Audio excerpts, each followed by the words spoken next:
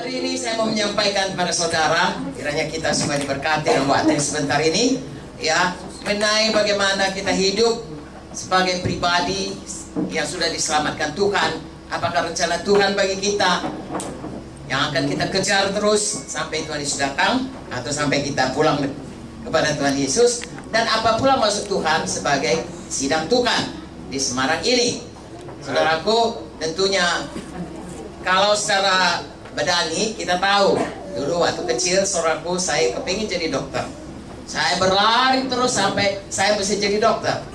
Padahal saya nggak tahu tuh jadi dokter tuh. Saya pikir saudaraku tamat SD 3 tahun, SMP 3 tahun, SMA 3 tahun, dokter tuh 3 tahun. Nggak tahu ya saudaraku, rupanya lama baru jadi dokternya. Tapi bagaimanapun saya menetapkan hati untuk sampai menjadi dokter. Nah, itu secara badani. Secara rohani ada hidup yang kekal.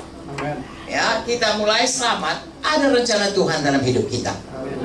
Sebenarnya kalau kita selamat, begitu kita sudah terima Yesus, ya, seperti tadi malam kita KKR, saudaraku, puji Tuhan, saudara sangat berkemenangan tadi malam.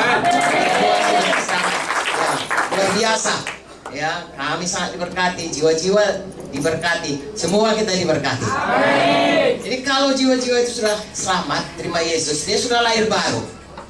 Saudaraku, artinya dia sudah memiliki surga yang kekal. Amen. Jadi kalau misalnya waktu dikatakan Tuhan Yesus, ya, mereka menerima Yesus, saya terima Yesus. Sebenarnya kalau mati di situ udah ke surganya dia. Amen. Tapi kenapa dia tidak langsung mati? Tuhan bisa juga membuat si orang selamat mati. Pokoknya sudah ada rumah di surga. Mengapa tidak langsung mati, tapi kita masih hidup terus? Dan bahkan sepanjang hidup kita, sesudah pun kita selamat, masih ada perjuangan. Kenapa Tuhan berikan? Karena ada maksud Tuhan bagi kita. Sehingga pun kita selamat, ada maksud Tuhan, ada rencana Tuhan. Dengan singkat saya katakan, dulu manusia ini diciptakan Tuhan segambar dengan dia. Ya, Kejadian 1. Marilah kita baca, saudaraku. Saya harus mulai dari sini supaya jelas kepada kita mengapa sesudah kita lahir baru kita mengejar apa yang disuruh Tuhan kepada kita sebagai anak-anak Tuhan. Saudaraku, pada waktu Tuhan menciptakan kita, Tuhan ciptakan dulu dunia ini dengan segala isinya, semua sudah baik. Hari terakhir dia ciptakan manusia. Amin. Kejadian 1:26, berfirmanlah Allah, baiklah kita menjadikan manusia menurut gambar dan rupa kita, supaya mereka berkuasa atas ikan-ikan di laut, burung-burung di udara, ternak seluruh bumi, atas seluruh bumi, atas semua binatang melata yang merayap di bumi. Maka Allah menciptakan manusia itu menurut gambarnya, menurut gambar Allah diciptakannya. Dia laki-laki dan perempuan diciptakannya mereka. Allah memberkati mereka, lalu Allah berfirman pada mereka, beranak cuculah, bertambah banyak, penuhi bumi, taklukkanlah itu, berkuasalah atas ikan-ikan di laut, burung-burung di udara, segala binatang merayap di bumi. Jadi kita, manusia pertama diciptakan berkuasa di bumi, segambar dengan Tuhan, berkuasa di bumi dan beranak cucu, memenuhi bumi. Itulah rencana Tuhan. Tapi kita melihat Tuhan yang menempatkan Adam dan Hawa di Taman Eden, supaya itu dikerjakan oleh Adam dan Hawa di Taman Eden, gagal. Karena Adam dan Hawa berdosa, diusir dari Taman Eden. Lalu kemudian manusia jatuh kepada dosa, bahkan bertambah hari bertambah jahat, saudaraku. Tapi Tuhan sudah menubuatkan nanti akan datang penebus. Yang menebus manusia ini dari dosanya. Setan, saudaraku, ya, berhasil, saudaraku, membuat Yesus disalib.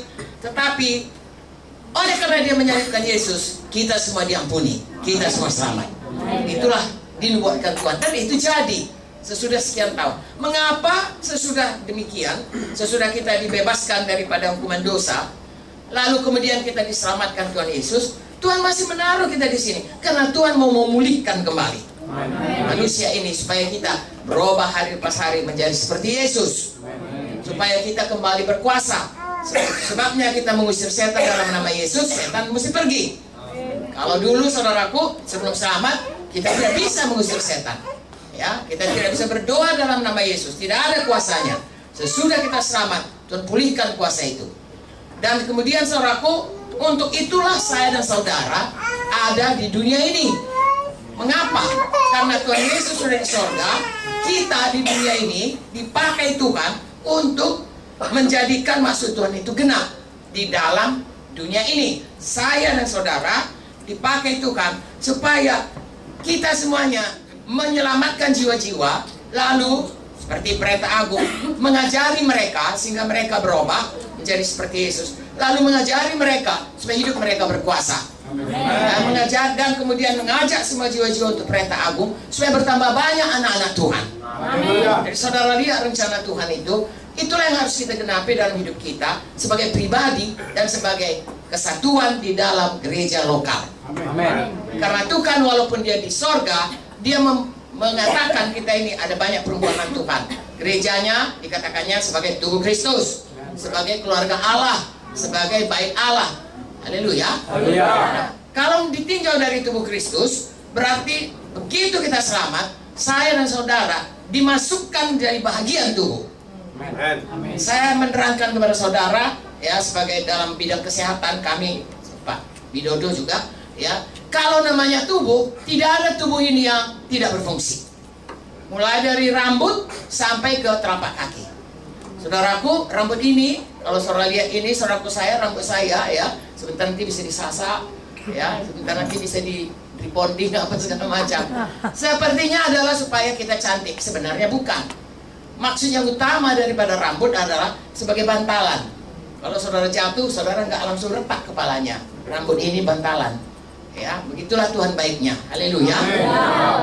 Ini alis saya ini kayaknya ya bisa ditaruh cantik, bisa melengkung supaya saya lebih cantik. Tapi sebenarnya ini adalah penahan peluh. Ini ada AC-nya ya. Kalau misalnya nggak ada AC, saudaraku, saya khotbah di sini, peluhnya bercucuran, apalagi kalau siang, maka penuhlah. Saya pun berkhotbah, saudara-saudaraku. Tapi karena ada alis, saya bisa melihat saudara, mata tetap tidak. Haleluya. Kecil-kecil seperti itu. Pun apalagi jantung, apalagi paru-paru, itu vital. Kalau tidak ada dia, dison maradian kata orang Batak. Artinya mati. Tetapi saudaraku, Tuhan menempatkan kita, kalau saudara baca dalam 1 Korintus 12, semua kita ini penting. Dan semua kita punya fungsi. Ada. Ya, mulai dari menyapu gereja, saudaraku, membuka pintu, kalau ada hilang kuncinya, nggak bisa kita kebaktian di sini. Ya, kalau tidak disapu, saudaraku, semua kita akan bersin-bersin karena berdebu semuanya. Tetapi ada juga yang, misalnya Pak Widodo, kalau dia nggak ada, kita tadi nggak bisa kebaktian, ya, sama sekali tidak bisa. Semua itu ditaruh Tuhan dalam satu tubuh dan semua ada fungsinya. Amen. Dan siapakah yang memberikan kepada kita kemampuan untuk itu?